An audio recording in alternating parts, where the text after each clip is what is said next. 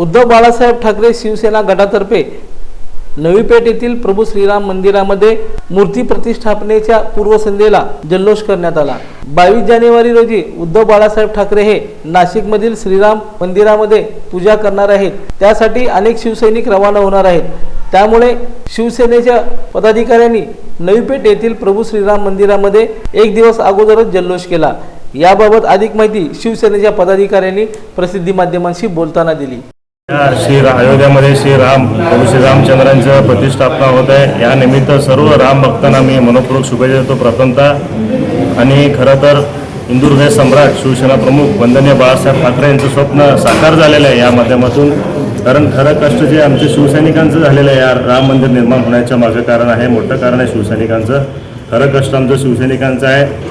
या माध्यमातून आमचं सर्व शिवसैनिकांचं स्वप्न साकार झालेलं आहे आणि आमचे दैवत असलेले हिंदू हृदय सम्राट बाळासाहेब ठाकरेंचं देखील स्वप्न पूर्ण झालेलं आहे। त्यानिमित्त या प्रतिष्ठापनेनिमित्त सर्व रामभक्तांना मनपूर्वक शुभेच्छा आणि श्रीराम यांच्या चरणी प्रार्थना करतो की सर्वांना सुख शांती ऐश्वर्य निरोगी जीवन लाभो, हीच मी श्रीरामाच्या चरणी प्रार्थना करतो आणि इथंच थांबतो।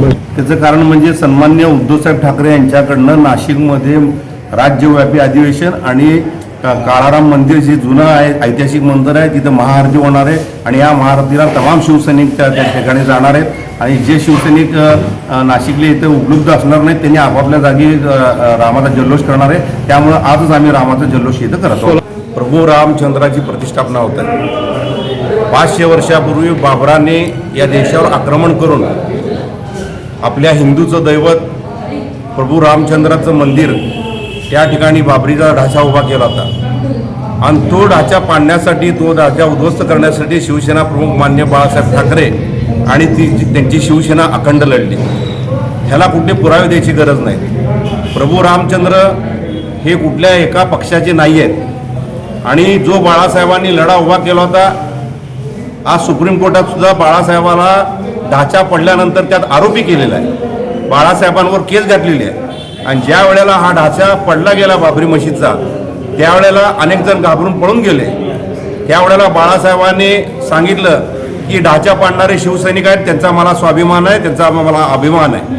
आणि आज 500 वर्षानंतर त्या बाबरीच्या ढाच्यावर राम मंदिराचं मंदिर होत आहे, रामाची प्रतिष्ठापना होत आहे।